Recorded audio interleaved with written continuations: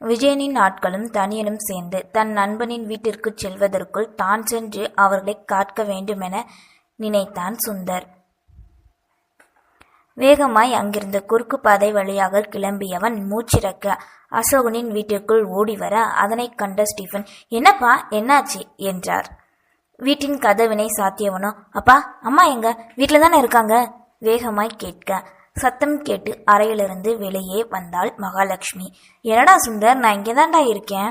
அம்மா அப்பா, நம்ம வீட்டுக்கு அந்த விஜயனும் தனியனும் ஆளுங்களை கூட்டிட்டு அடிக்க வர்றான், நீங்க யாரும் வெளியே போகாதீங்க. என்னப்பா, எதுக்கு வர்றாங்க? பதட்டத்துடனே கேட்க அதே நேரம் வெளியே ஆட்களின் சத்தம் வேகமாய் கேட்டது. ஸ்டீஃபன், முதல்ல வெளியே வாடா. எங்கடா உன் பையன்? வெளியே நின்று விஜயன் கத்தி கொண்டிருக்க, டேய் சுந்தர், என்னடா நடக்குதுங்க? அவனுங்களுக்கு எதுக்கு இப்படி நம்ம வீட்டு முன்னாடி வந்து கத்திக்கிட்டு இருக்கானுங்க? ஆமா, நம்ம அசோகம் இப்ப எங்கப்பா போனா?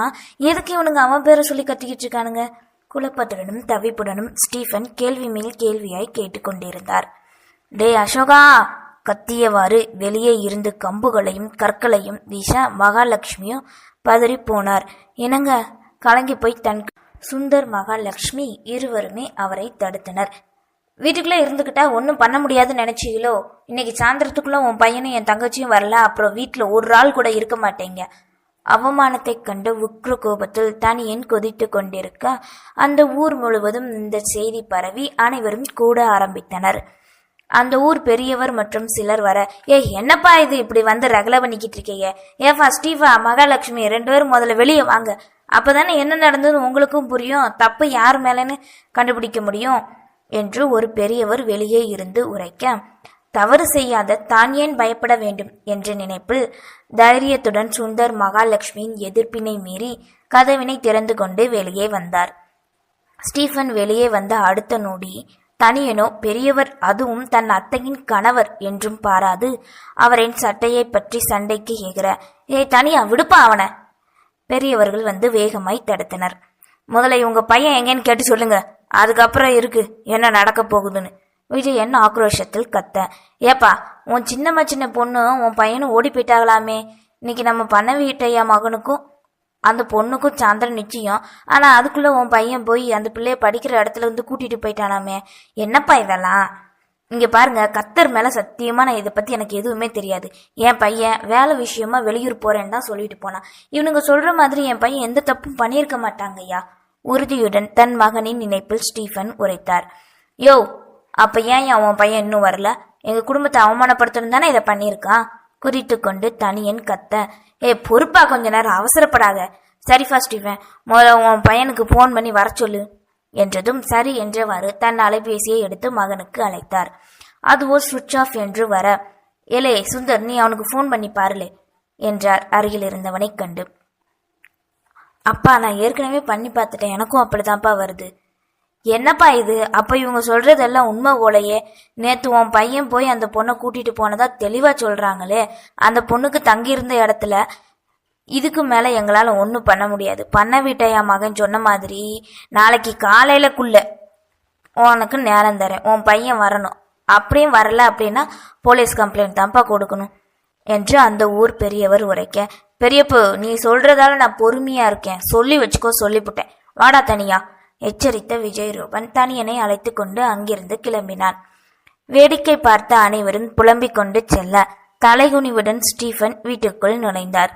கணவனின் இந்த நிலையை காண முடியாது, தன் மகள் எங்கிருக்கிறாள், என்னானது என்று தெரியாது அழுகையுடன் சுவரோடு சாய்ந்து தரையில் சரிந்தார் மகாலட்சுமி.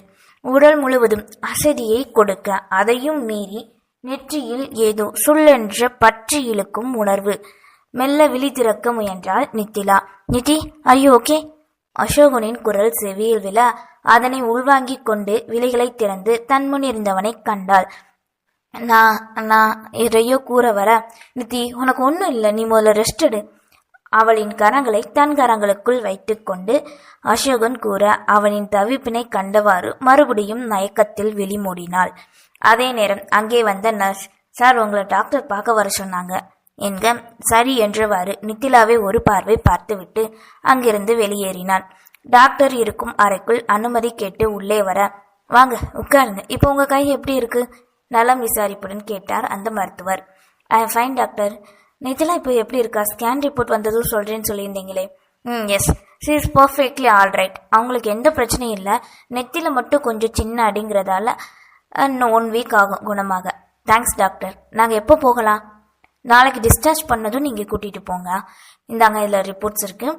அப்புறம் நேற்று நடந்த ஆக்சிடென்ட் பற்றி போலீஸ் விசாரிக்கணும்னு சொன்னாங்க பேஷண்ட்டை. அதனால் நீங்கள் எங்கேயும் போயிடாதீங்க, ஓகேவா என்றதும் சரி என்றவன் ரிப்போர்ட்டை வாங்கி கொண்டு நித்திலா இருக்கும் பிரிவிற்கு வந்தான். ஆழ்ந்த நித்திரையில் இருந்த நித்திலாவை கண்டவனின் நினைவுகளோ நேற்று இரவு பேருந்தில் வைத்து நடந்ததை நினைத்தது. அவளின் தந்தைக்கு ஒன்றுமில்லை என்று தான் கூறியதும் பேருந்தும் என்றும் பாராது அசோகனின் கன்னத்தை பதம் பார்த்தாள் நித்திலா. ஏன் இப்படி பண்ணுன? நீ சொன்னதை போய் நானும் கண்மூடித்தனமா நம்பினேன் பாரு. என்ன சொல்லணும்? ச்சே, இனி நீ கூறிக்கொண்டிருக்கும் போதே திடீரென்று அவர்கள் சென்று கொண்டிருந்த பேருந்து தடம் மாறியது போல் உலட்டியது. அங்கிருந்த அனைவரும் பயத்தில் தடுமாறி கத்த வேக கட்டுப்பாட்டு கருவி செயலிழந்து பேருந்து நிற்க முடியாது அதிவேகமாக சென்று கொண்டிருந்தது. ஏய் நித்தி, பார்த்து! அருகிலிருந்தவளை அசோகன் தாங்க வர அவனின் கரங்களை வேகத்துடன் தட்டி திரும்ப அதே நேரம் பலத்த சேதாரத்துடன் பேருந்து எதிலோ முட்டி நின்றது. ஜன்னல் கம்பியின் முட்டி பின்னே சரிந்தாள் நித்திலா. மற்றவர்களும் தடுமாறு கீழே விழ எதையோ பற்ற அசோகனுக்கு பிடிப்பதற்குள் இருந்த கம்பியில் கை முஷ்டி இடிக்க அந்த வழியிலும் பின்னே சாய்ந்த நித்திலாவை தாங்கினான். நெற்றியில் உதிரம் வழிந்தோட அதனை கண்ட அசோகனோ தவிப்புடன் நித்தி நித்தி என்று கன்னத்தை தட்டி உழுக்க அதனை உள்வாங்கிக் கொண்டு மயக்கத்தில் சரிந்தாள். அதன் பின் ஆம்புலன்ஸ் வரும் வரை மயக்கத்தில் இருந்த நித்திலாவை கண்டு தனக்கு ஏற்பட்ட காயத்தை கூட மறந்து அவளுக்காக தவித்தவனோ தன் மொபைலை தவறவிட்டதை கூட மறந்தான். நடந்த அனைத்தையும் நினைத்தவாறு இருந்தவனின் மனமோ தன்னால் தானே இது அனைத்தையும் நடந்தது என்ற குற்ற உணர்வு தோன்ற நேரம் செல்வது கூட தெரியாது தன் குடும்பத்தை கூட மறந்தே அமர்ந்திருந்தான். மெல்ல விழி திறந்த நித்திலா விழிகளில் 2 கரங்களையும் நெற்றியில் வைத்துக்கொண்டு தன் அருகில் அமர்ந்திருந்த அசோகன் விழ கடைசியாக அவன் கூறிய சொற்கள் நினைவு வந்தது. திரும்பி பார்த்தவளுக்கு தான் இருக்கும் இடம் புரிய வழியிலும் நேரிய கோபம் அவனின் மேல் சூழ்ந்து கொள்ள மெல்ல எழ அசைவினை உணர்ந்தவனோ வேகமாய் நிமிர்ந்து அவளை கண்டான். ஏ நித்தி என்றவாறு அவளுக்கு உதவ வர பலம் கொண்டு அவனை தட்டிவிட அருகிலிருந்த டேபிளில் இடித்து கொண்டவனோ வலையில் முணுங்கினான். அதனை கண்டவளுக்கு மனம் இறங்க, ஏன் இப்படி பண்ணுன? இது மட்டும் என் வீட்டுக்கு தெரிஞ்சா என்ன ஆகுன்னு தெரியுமா? முதல்ல இங்கிருந்து போயிரு. நல்லா இருந்த எங்க அப்பாவை நெஞ்சு வலின்னு பொய் சொல்லிட்டேல. இப்ப அவருக்கு மட்டும் ஏதாவது ஆச்சுன்னா அப்புறம் நான் உன்னை சும்மா விட மாட்டேன்டா. கோபத்தில் கத்த நித்திலா கூறிய வார்த்தைகளை கேட்ட பின்னே தன் குடும்பம் அவளின் குடும்பம் தாங்கள் இருவரையும் காணாது அவர்களின் தவிப்பு என்று ஒவ்வொன்றும் நினைவு வர ஃபேன் பாக்கெட்டில் இருந்த தன் மொபைலை தேடினான் அசோகன். விபத்தில் தன் கைபேசி தவறியது புரிய தலையில் கை வைத்து கொண்டு இதை எப்படி நான் மறந்தேன் எரிச்சலுடன் புலம்ப அவனின் செய்கையை அனைத்தையும் கண்டு முறைத்து கொண்டே இருந்தாள் நித்திலா. சாரி நித்தி, என்னை மன்னிச்சிரு. இப்படியெல்லாம் நடக்கும்னு எனக்கு தெரியாது. உன்னை கூட்டிட்டு போறதுக்குள்ள நான் எதுக்காக வந்தேன்னு சொல்லணும்னு நினைச்சேன். ஆனா நடந்தது வேற நித்தி. நான் உன் வாழ்க்கை நல்லா இருக்கணும்னு தான் கூற வர வாயை மூடு ப்ளீஸ். தயவு செய்து எதுவும் பேசாத, இங்கிருந்து போயிரு. கோபத்தில் கத்தினாள் நித்திலா. அவளின் முகத்தை ஒரு நொடி கண்டவன் தனிமையில் விடலாம் என்றெண்ணி வெளியே சென்றான். அசோகன் செல்லவே படித்த பெண் என்பதை கூட மறந்து அவசரத்தில் தான் அவனுடன் வந்த செயலை நினைத்து அழுது கரைந்தாள்.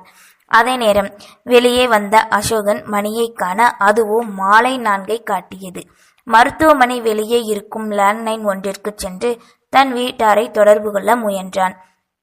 தன் தந்தையின் நண்பருக்கு அழைக்க நேரம் சென்று உயிர் பெற்று போக அடுத்த அழைப்பாக சுந்தருக்கு அழைத்தான். ரிங் சென்று கொண்டே இருக்க அசோகனின் நினைவுகளோ சுந்தர் கூறிய நாளை மாலை நித்திலாவின் நித்தியம் என்ற வார்த்தையே மனதில் ஒலித்தது. அதே நேரம் சுந்தரின் வார்த்தை செவியில் விழ, டேய் சுந்தர், நான் அசோகன் பேசுறேன்டா வேகமாய் உரைத்தான். எங்கடா இருக்க? தன் நண்பனுக்கு தான் பலமுறை அழைத்தும் சுவிட்ச் ஆஃப் என்று வரவே தவிப்புடன் இருந்தவனுக்கு இப்பொழுது அசோகன் அழைத்ததும் வேகமாய் கேட்டான். நித்திலா வீட்டுல என்னாச்சுடா? அவளுக்கு நிச்சயம் முடிஞ்சிருச்சா? சுந்தர் கேட்ட கேள்விகளை கூட மனதில் பதித்து கொள்ளாது தன் மனதில் இருப்பதையே முதலில் கேட்டான் அசோகன். இல்லடா, இங்க பெரிய பிரச்சனை ஆயிடுச்சு. நீயும் நித்திலாவும் எங்கேயோ ஓடி போயிட்டேங்கன்னு எல்லாரும் முடிவு பண்ணி அந்த தனியான விஜயன் வந்து அம்மாவே அப்பாவே மிரட்டிட்டான்டா. அப்புறம் ஊர் பெரியவர் தான் பொழுது சாயறதுக்குள்ள உன் பையன் வந்தாவன்னு சொல்லிட்டு போயிருக்காரு. என்று உண்மை தெரிந்தது நடந்தது என அனைத்தையும் உரைத்தான்.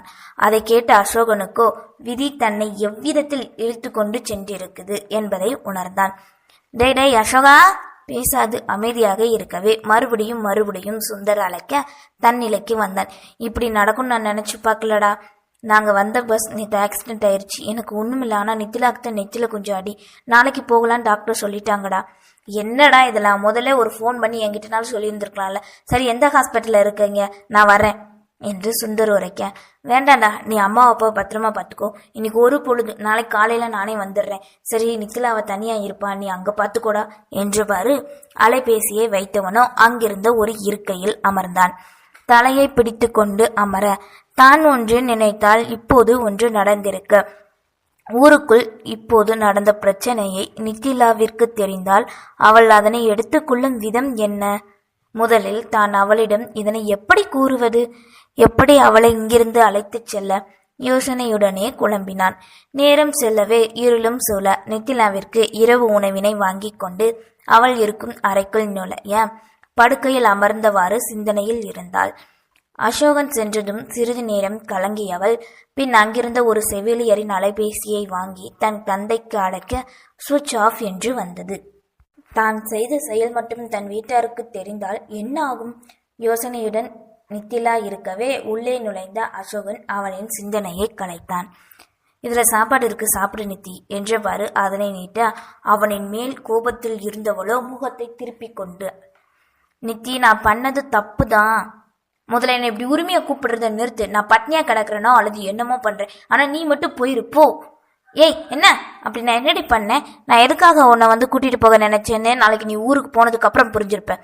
அப்புறம் கூட வந்தவளை இப்படி பாதையிலே யாரும் தெரியாத இடத்துல விட்டுட்டு போற அளவுக்கு என் அம்மா என்னை வளர்க்கல. இதுக்கு மேல ஏதாவது பேசினேன்னு வையி, அப்புறம் நான் என்ன பண்ணுவேன்னு எனக்கே தெரியாது. முதல்ல சாப்பிடு, இதுல சாப்பாடு இருக்கு. அப்புறம் எடுத்து வச்சிட மாத்திரையை போட்டு தூங்கு. பொறுமையிழந்து கோபத்தில் கத்த அவனின் புதுமுகம் கண்டு பயந்தே நடுங்கினாள் நித்திலா. கத்திவிட்டு அசோகன் செல்லவே பசியை மட்டும் போக்க சிறிது உண்டு விட்டு வலையில் நித்திரைக்கு சென்றாள். மறுநாள் விடியல் அழகாய் விடிய எதுவும் பேசாமல் மௌனமாய் நித்திலாவின் அருகிலே அசோகன் நிற்க பரிசோதித்த அந்த மருத்துவர் இருவரையும் பரிசோதித்தார். அதன்பின் என்று கட்டுப்பிரிக்க வேண்டுமென்று கூறியவர் இன்று இருவரையும் வீட்டுக்கு கிளம்பலாம் என்று கூறிவிட்டு அங்கிருந்து கிளம்ப ஆரம்பித்தார். நீ இங்கே இரு, நான் வெளியே போய் ஏதாவது டாக்ஸி நம்ம ஊருக்கு போக கிடைக்குமான்னு பார்த்துட்டு வந்துடுறேன் என்றவனோ எழுந்து செல்ல அதே நேரம் அவர்களின் முன் வந்து நின்றான் சுந்தர். டே அசோகா என்றவாறு அவனின் அருகில் வர, டேய் நீ ஏண்டா இங்கே வந்த? உன்னை நான் வர வேண்டான்னு சொன்னல. இல்லடா, அது வந்து எதையோ கூற வந்தவனோ தங்களை கண்டவாறு இருந்த நித்திலாவை கண்டதும் அப்படியே நிறுத்தினான் சுந்தர். எப்படிமா இருக்க? நல்லா இருக்கேன்னா மெல்ல பதில் கூறியவளோ அசோகனை கண்டு முறைத்தாள். சரி வாங்க, சீக்கிரம் போகலாம். நான் என் முதலாளி ஐயா காரை எடுத்துட்டு வந்திருக்கேன் என்ற சுந்தர் இருவரையும் அழைத்து கொண்டு வேகமாய் சென்றான். அசோகனின் மனமோ ஊருக்கு சென்றதும் தான் எப்படி சமாளிக்க என்பதை பற்றி நினைக்க, நித்திலாவின் மனமோ நடந்த அனைத்தும் தன் வீட்டாருக்கு தெரியக்கூடாது என்று கடவுளை வேண்டியது. நன்றி.